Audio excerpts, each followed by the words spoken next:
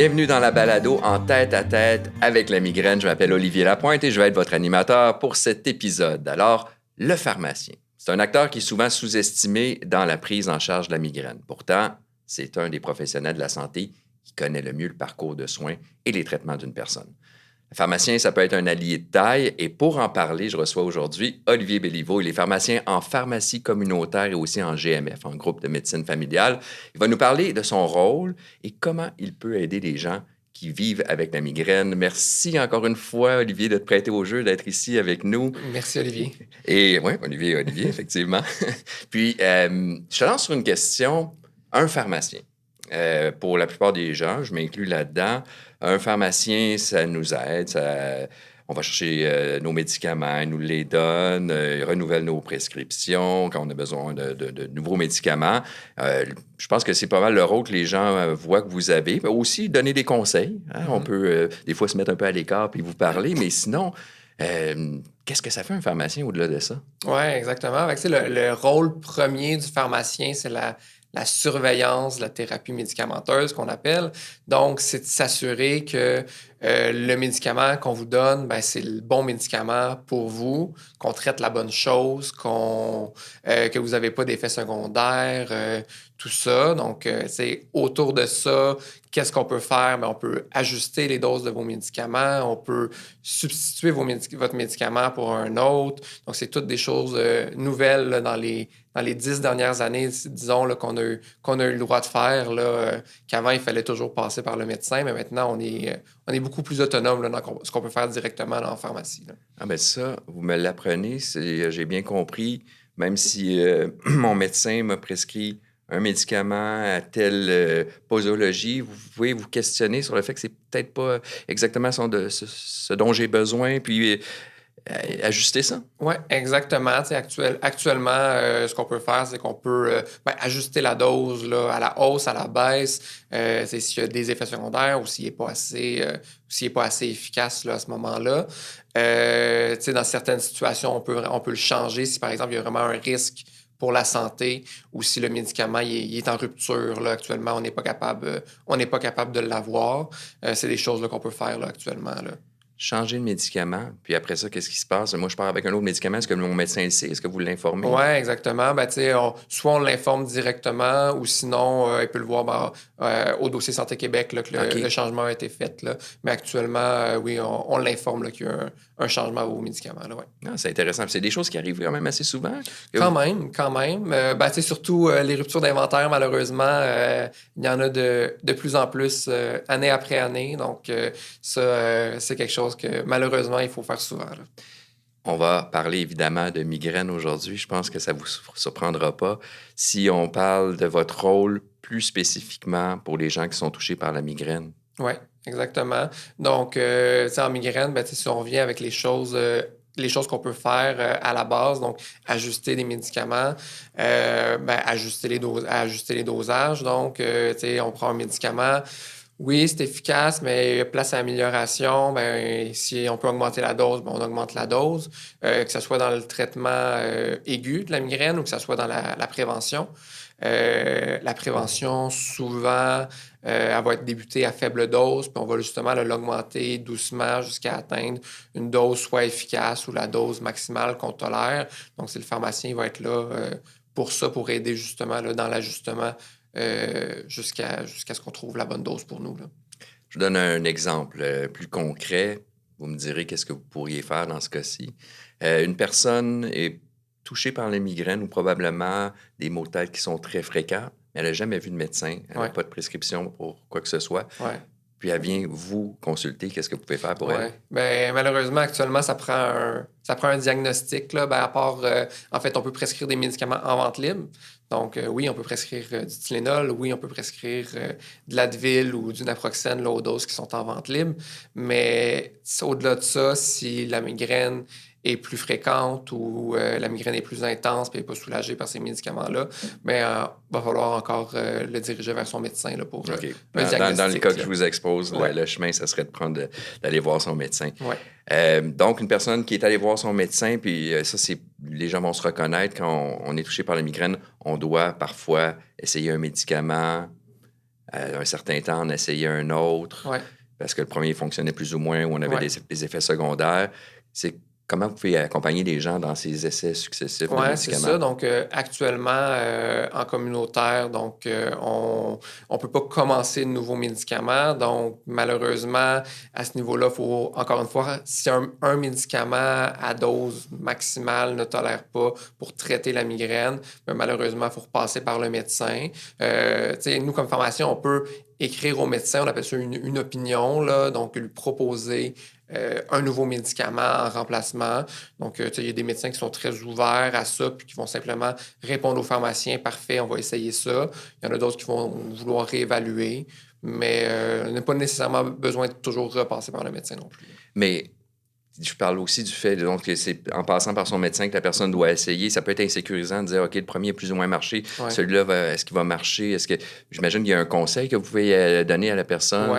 Ouais, exactement. Tu sais, on a aussi un rôle d'enseignement là, C'est ça. à la base. Là, donc, tu sais, expliquer c'est quoi la migraine, parce que bon, la première fois, un diagnostic de migraine au bureau du médecin, ça dépend toujours des médecins. Il y en a qui ont le temps, là, tu sais, c'est sans rendez-vous. C'est au bureau, est-ce que c'est au bureau? Est-ce qu'il y avait plein de choses à discuter? Donc, c'est de faire un bon enseignement de c'est quoi la migraine. Qu'est-ce qu'on peut faire pour la traiter en médicaments, mais aussi ce qu'on appelle les mesures non pharmacologiques, donc tout ce qui est autour, les déclencheurs de la migraine, comment les reconnaître. Vous pouvez prendre le temps dans la pharmacie, de parler de tout ça avec les gens? Oui, exactement. Donc, faut prendre le temps, pour le faire. C'est sûr que des fois, on fait pas tout ça tout d'un coup, mais c'est des choses à discuter aussi. De comment bien l'utiliser, l'importance de ne pas trop l'utiliser pour éviter la céphalée rebond ou à ce moment-là ou la céphalée médicamenteuse. Donc, c'est toutes des choses aussi là, qu'on fait en pharmacie. Là. On a fait un épisode complet là-dessus. D'ailleurs, on invite les gens à le consulter parce que c'est une situation qui mérite qu'on s'y intéresse. Et une personne qui prend un médicament et qui a des effets ou des symptômes un peu imprévus ou qui l'insécurise, est-ce que vous pouvez agir dans ce cas-là ou plutôt le conseiller? Oui, exactement. Ben, le pharmacien, ça reste l'expert du médicament. Donc, voir est-ce que les effets qu'il ressent, est-ce que c'est vraiment lié à la prise du médicament? Qu'est-ce qu'on peut faire à ce moment-là? Est-ce qu'on peut baisser la dose? Est-ce qu'on devrait le changer plutôt pour autre chose? Puis justement, envoyer à ce moment-là au médecin une proposition de traitement, de remplacement. Là, c'est des choses qu'on fait en pharmacie communautaire. Là. Puis depuis qu'on a commencé la discussion, on voit bien que votre rôle est plus large peut-être que celui que les gens perçoivent en temps normal. Ouais. Si je vous pose la question... dans la vie quotidienne d'une personne qui est touchée par la migraine, quelles sont les situations bien précises où c'est de mise de vous consulter? Peut-être aussi des exemples de situations où là, ça serait de votre médecin. On fait un peu la part des choses quand on consulte notre pharmacien et quand on consulte inévitablement un médecin. Oui, bien c'est sûr, le premier moment pour voir son pharmacien, s'il y a une problématique, avec le médicament, de voir son pharmacien en premier lieu, il est plus accessible. Puis justement, c'est vraiment l'expert du médicament, à savoir ce qu'on ressent ou l'absence d'effet ou est-ce que ça peut être réglé avec des médicaments. C'est sûr que on va diriger vers le médecin si on a des inquiétudes sur l'état de la personne.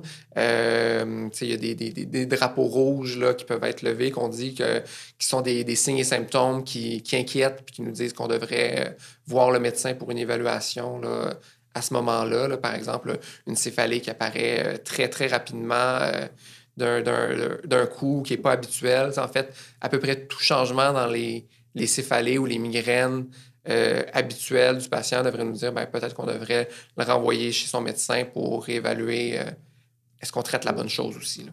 Puis quand on veut consulter notre pharmacien, moi, comme tout le monde, de temps en temps, je vais dans une pharmacie. Vous appelez ça une pharmacie communautaire, mais une pharmacie sur le coin de la rue. Ouais. Je veux vous consulter. Ça prend un rendez-vous? Est-ce que vous allez dans un petit bureau ou c'est vraiment... on prend une minute sur le coin de la table, sur le coin du comptoir? Comment ça fonctionne? Toutes ces options-là sont possibles. Avant, c'était beaucoup, justement, le coin de comptoir, tout ça, le petit conseil 2 minutes. Là, mais en pharmacie, on se rend compte, en fait, que on a besoin de prendre plus de temps. Puis de plus en plus, il y a des pharmaciens qui offrent ces services-là de bureau, vraiment, sur rendez-vous, qui ont ouvert des cliniques de pharmacie, si on veut. Oui, exactement. Donc, c'est quelque chose qu'on voit de plus en plus là, actuellement, plutôt que le petit conseil sur le bord du comptoir. Donc, de prendre le temps de discuter avec la personne. C'est sûr que quand on va en pharmacie, des fois, on a l'impression, pas qu'on dérange, mais que vous êtes très occupé.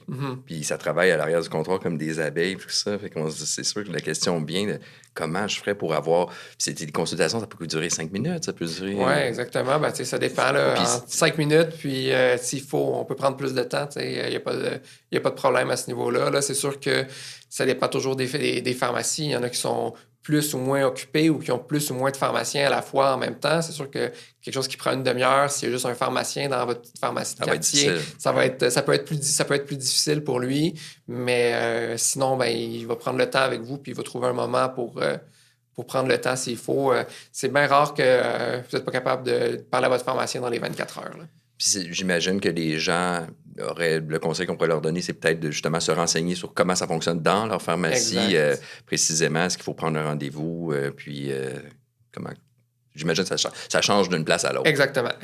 Puis j'aimerais ça vous nous poser la question, comment une personne peut vous aider à l'aider, dans le sens, qu'est-ce qui est bon comme patient ou comme quelqu'un qui est touché par la migraine? Est-ce qu'il faut garder à jour une liste des médicaments qu'on a essayés? Est-ce qu'il faut parler de nos allergies? On nous pose des questions des fois comme ça. Une personne qui voudrait être votre client parfait, comment est-ce qu'on peut faire? Exact. Oui, comme vous dites, avoir une liste de ce qui a été essayé par le passé. Pourquoi ça n'a pas fonctionné? Est-ce que c'est parce qu'il y a eu des effets secondaires? Donc, pourquoi on ne l'utilise plus? Que ça soit autant en traitement aigu, là, donc pour traiter la migraine ou en prévention. Des fois, c'est un peu ça aussi notre travail, là, de retourner en arrière puis de voir qu'est-ce qui a été essayé pour pouvoir proposer un bon médicament aux médecins, parce que des fois, justement, ils n'ont pas le temps ou les outils pour retourner en arrière aussi facilement que nous. Donc, ça aussi, c'est quelque chose qu'on peut faire.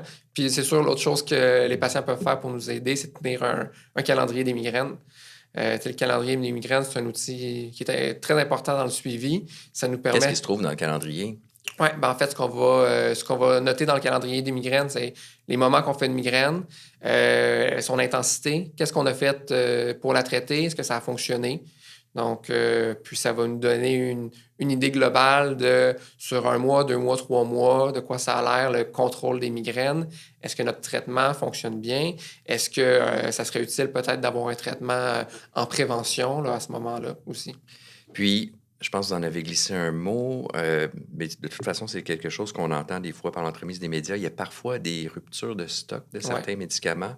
Est-ce que ça peut être utile pour éviter ça, de se prendre d'avance pour les renouvellements? Est-ce que vous avez un conseil pour contourner un peu ce problème-là? Est-ce qu'il est fréquent, ce problème-là, en fait? Relativement, oui. En migraine, dernièrement, on a eu le zolmitriptan, un traitement des migraines qui est tombé en rupture d'inventaire. Donc, malheureusement, il y a beaucoup de patients là, qui ont dû changer leur traitement dernièrement. Pour prévenir, malheureusement, même si on renouvelle d'avance ou on ne sait jamais quand est-ce que ça va arriver, on peut arriver au mauvais moment puis il n'y en a plus. Donc, malheureusement, il n'y a pas grand-chose à faire. En général, les pharmacies tiennent rarement plus que l'équivalent d'un mois de traitement à la pharmacie. Donc, là, après ça, ça déboule du fournisseur puis du fabricant. Donc, Puis qu'est-ce qui se passe? Ça doit être un peu insécurisant pour quelqu'un qui est habitué à son médicament bien précis, d'arriver, on n'en a plus. Qu'est-ce que vous faites dans ce temps-là? Oui, exactement. On fait un peu comme on l'avait dit tantôt, on regarde qu'est-ce qui a été essayé par le passé. Y a-t-il des choses qui avaient fonctionné ou pas fonctionné, voir vers lequel on peut aller. C'est très rare qu'il y ait juste une alternative. Souvent, il y a beaucoup d'alternatives. Donc, c'est sûr qu'on va trouver quelque chose qui peut être bon pour le patient, puis sinon, on peut toujours le rechanger après, il n'y a pas de problème. Là. Donc, la personne ne sera jamais mal prise, ne sera jamais laissée à elle-même sans outils pour soulager sa douleur. Elle va repartir avec quelque chose entre les mains. On prend une courte pause qui me permet de vous parler d'un service offert chez Migraine Québec, le programme d'autogestion de la migraine. Il s'agit en fait d'une formation unique au Québec qui se veut un complément essentiel à votre suivi médical. Dans la formation, on vous propose différentes stratégies pour reprendre le pouvoir sur la migraine. En tant que co-autrice du programme d'autogestion de la migraine, je peux vous assurer qu'on a choisi les informations les plus pertinentes pour vous et que tout a été démontré scientifiquement pour que ce soit bien efficace pour avoir une meilleure gestion de la migraine. Ce programme est offert 100% en ligne. Vous trouverez tous les détails au www.migrainequebec.org et profitez du code promo BALADO10. De retour maintenant à notre invité. Je le disais en introduction, vous travaillez dans une pharmacie communautaire. Encore une fois, c'est une pharmacie comme on connaît très bien, qu'il y en a partout sur les rues, mais vous travaillez aussi dans un groupe de médecine familiale. Exact. Ça, c'est intriguant. Je suis sûr que c'est intriguant pour les gens qui nous écoutent. Ça l'est pour moi aussi, parce qu'un groupe de médecine familiale, pour nous, c'est une clinique où est-ce qu'on va voir un médecin. Il y a une secrétaire à l'entrée qui nous dit de patienter, on voit le médecin, mais c'est quoi le rôle d'un pharmacien dans tout ça? Oui, exact. Donc, si on part du principe du groupe de médecine familiale, le GMF, en fait, oui, c'est un regroupement de médecins, mais c'est aussi un regroupement d'autres professionnels. À peu près tous les GMF ont à la base minimalement des infirmières, des travailleurs sociaux qui vont être là. Okay. Et la plupart, là, on est rendu pas... Je sais pas les dernières statistiques, là, mais autour de 90% des GMF là, maintenant là, qui ont aussi un pharmacien GMF. Après ça, ben, ils peuvent avoir d'autres professionnels autour. Il y en a qui ont des nutritionnistes, il y en a qui ont des physiothérapeutes. Donc, en général, en fait... C'est vraiment un travail d'équipe. Oui, c'est un travail d'équipe. Puis, c'est sous référence du médecin en général. Donc, ça passe par votre médecin qui va vous référer à un autre professionnel là, dans son groupe... dans son GMF. Là. Puis, votre rôle, de quelle façon il est différent quand vous êtes dans votre pharmacie, vous voyez des gens, comme on le disait, des fois des petites consultations, des fois sur le coin du comptoir, conseiller les gens. On a vraiment bien établi ce que vous faites là. Oui. De quelle façon c'est différent quand vous êtes au GMF? Oui, bien, c'est sûr qu'au GMF, ben, j'ai un bureau fermé, puis c'est là mon travail. C'est là que je travaille. Je ne suis pas derrière un comptoir. Je ne manipule pas de médicaments. Je suis vraiment là pour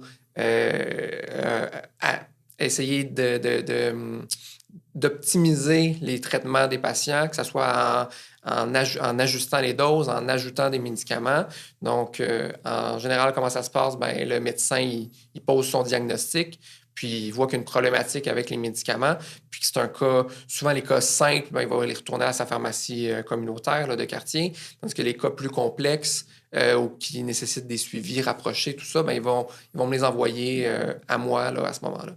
Les gens sont surpris des fois de rencontrer un pharmacien dans un bureau fermé dans leur clinique. Oui, beaucoup. En général, les premières fois sont comme, vous avez un pharmacien? Oui, donc, les secrétaires, il faut beaucoup qu'ils expliquent, puis les médecins, il faut qu'ils expliquent quand même beaucoup le rôle du pharmacien, comment justement ça diffère de leur pharmacien communautaire, que c'est complémentaire.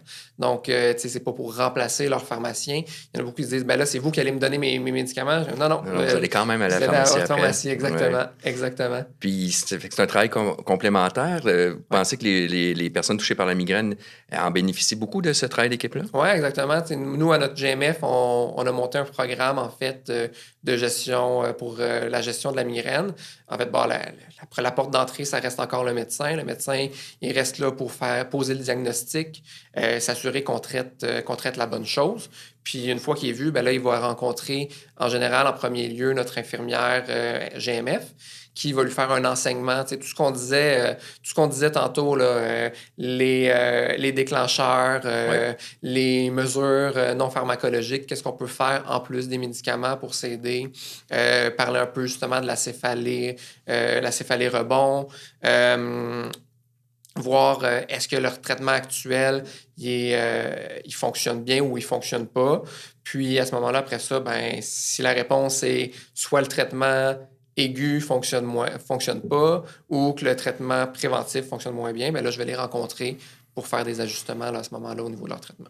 Puis, au moment où on enregistre Aujourd'hui, il y a un projet de loi qui s'appelle le PL 67. Ouais. Peut-être que lorsque les gens nous écoutent, ça a changé, puis la loi a été adoptée, mais on peut juste en parler hein, au présent, là, où est-ce qu'on est, c'est-à-dire que c'est encore un projet de loi. Ouais. Et c'est un projet de loi qui, va, au bout de la ligne, si ça fonctionne, va élargir ce que vous pouvez faire, si je ne me trompe pas. Si on, en fait, qu'est-ce que ça va vous permettre de faire de plus? Ouais. Puis, qu'est-ce que ça vous permettrait de faire de plus pour une personne qui est touchée par la migraine? Oui, exactement. Donc, le projet de loi, le 67, en fait, il a été déjà adopté. Il est adopté? Oui, okay. il est adopté. En fait, ce qui reste, c'est les règlements qui nous dit qu'est-ce qu'on peut faire à l'intérieur de ce projet de loi-là. OK, donc c'est pas en vigueur. C'est pas en vigueur. Okay. Non, exactement. C'est pas en vigueur, mais on parle probablement dans les prochains mois, peut-être que, comme vous dites, au moment où les gens vont l'écouter, là, ça va être en vigueur. Donc, les nouveautés qu'ils vont avoir, en fait, moi, en GMF, j'ai la chance de travailler avec une entente de partenariat avec les médecins. Donc, ça me permet actuellement, en GMF, de pouvoir débuter des nouveaux médicaments sans devoir repasser par le médecin. Parce qu'on partage les mêmes dossiers, parce que j'ai accès au diagnostic, tout ça, c'est quelque chose que la loi actuelle là, nous permet de faire là, avec le projet de loi 31 qui date quand même déjà de près de 5 ans. Là, fait que ça vous donne ces possibilités-là quand vous êtes dans votre GMF. Exactement. Cependant, quand vous êtes dans votre pharmacie, c'est pas la même chose. Il y a des choses qui vous freinent présentement. Exactement. Donc, selon le chapeau que je porte, je peux pas faire les mêmes choses. Malgré la même expertise. Hein? Exactement. Parce que je partage les dossiers puis que j'ai une entente avec les médecins, mais en GMF, je peux débuter des médicaments sans devoir repasser par le médecin. Donc, ce qui est le fun actuellement, c'est ça, c'est que si le médicament 1 ne fonctionne pas, je peux essayer le médicament 2, 3, 4, 5, 6, sans devoir poser la question au médecin, êtes-vous d'accord avec l'utilisation de ce médicament-là? Tandis qu'en communautaire, on est encore pris à devoir retourner au médecin pour dire, ça ne fonctionne pas le médicament 1, on peut aussi essayer le 2. La plupart des gens font affaire avec des pharmaciens en pharmacie. Exact. Alors, ceux-ci, avec ce projet de loi-là, vont pouvoir faire quoi concrètement dans leur pharmacie? Ils vont pouvoir faire pas mal ce que je fais en GMF, là, en fait, c'est-à-dire que si le diagnostic est connu, que c'est un traitement, l'état de santé du patient est stable, donc c'est-à-dire qu'il n'y a rien qui inquiète par rapport à son état de santé, puis qu'il y a déjà un diagnostic de poser. On n'aura plus besoin de nécessairement partager le dossier. Donc, simplement, si le diagnostic est connu, on va pouvoir maintenant commencer un médicament sans devoir repasser par le médecin. C'est un gros changement quand même. Oui, exactement. De quelle façon ça peut vraiment aider les gens, selon vous? Bien, c'est sûr que d'éviter de passer par le médecin, on le sait, les médecins sont occupés, les médecins, les voir souvent, c'est pas facile. Puis, l'expertise du pharmacien, c'est vraiment le médicament. Le médecin avec qui je travaille beaucoup là, à la clinique actuellement a dit pour elle, la migraine, c'est un problème de santé de pharmacien dans le sens que le traitement, il y a tellement de choix. Il y a beaucoup d'essais-erreurs, il y a beaucoup de choix. Puis là, c'est de voir avec le patient, c'est quoi ses autres problèmes de santé. Est-ce qu'on pourrait faire une pierre deux coups avec un médicament à ce moment-là, puis traiter deux choses en même temps? Les effets secondaires varient beaucoup d'un médicament à l'autre. Donc, poser la question au patient, c'est quoi les effets secondaires qui vous incommodent le plus? C'est quoi... y a-t-il des choses... Des fois, on parle, par exemple, de la somnolence. Il y en a qui vont dire, non, je peux pas. Je conduis des camions. Puis il y en a d'autres qui vont dire, je dors pas, je vais être bien content de dormir. Là, donc, c'est deux cas bien différents. Ouais, c'est très pertinent. Puis, au-delà de ce projet de loi-là qui semble très intéressant, qui vous donne des possibilités pour aider les gens qui sont élargies, si je vous pose la question, comment vous voyez à plus long terme, on se projette là, dans 10, dans 15 ans, comment vous voyez le rôle du pharmacien évoluer de façon idéale? On parlait justement là, des cliniques là, qui se forment en pharmacie. C'est justement, est-ce qu'il ne pourrait pas avoir des cliniques de migraine dans certaines pharmacies? C'est des gens justement qui connaissent mieux la migraine puis qui pourraient prendre en charge ces patients-là sans qu'ils aient besoin de retourner voir leur médecin. Là. C'est une belle avancée pour les patients aussi. Là. Certainement. Puis, on aime toujours laisser le mot de la fin à nos invités, toujours avec un petit résumé ou un message d'espoir ou de positif. Ça, en fait, on avait à résumer en quelques mots, l'aide qu'un pharmacien peut apporter pour quelqu'un qui est touché par la migraine, qu'est-ce que vous diriez? Oui, ben tu sais, en fait, c'est pas hésiter d'aller le voir, son pharmacien, parce qu'on n'a peut-être pas le réflexe, mais tu sais, dès qu'il y a des changements, tu sais, la fréquence de nos migraines augmente, le traitement commence à moins bien fonctionner, ben n'hésitez pas, venez voir votre pharmacien, apportez-lui votre calendrier des migraines, il va regarder ça avec vous, voir s'il y a des choses qu'il peut faire, qu'il peut améliorer dans ce que vous prenez déjà. Puis sinon, ben, il peut envoyer une note à votre médecin de famille. Ou sinon, malheureusement, pour les gens qui n'ont pas de médecin de famille, ben, il y a le GAP. C'est toujours un peu plus compliqué, mais... c'est quoi le GAP? Le GAP, c'est le guichet d'accès à la première ligne. OK. Ouais. Un petit peu plus compliqué, mais c'est pas impossible d'être aidé de ce côté-ci. On prend toute l'aide qui est possible. Puis justement, je pense que ça termine bien l'épisode de lancer le message de l'aide qu'on peut aller chercher du pharmacien n'est pas négligeable. Ça fait partie de tout ce travail d'équipe-là que vous avez décrit. Donc, merci d'avoir été avec nous. C'est très, très intéressant. Merci aux gens qui nous écoutent. Merci aux gens de la technique ici, à nos commanditaires, AbbVie, Lundbeck, Pfizer, Teva. Allez voir le site de Migraine Québec, migrainequebec.org. Vous allez avoir plus d'informations sur nos invités. Vous allez avoir plein d'informations qui vont être très pertinentes pour vous. Surveillez nos épisodes et puis on se voit dans un prochain épisode.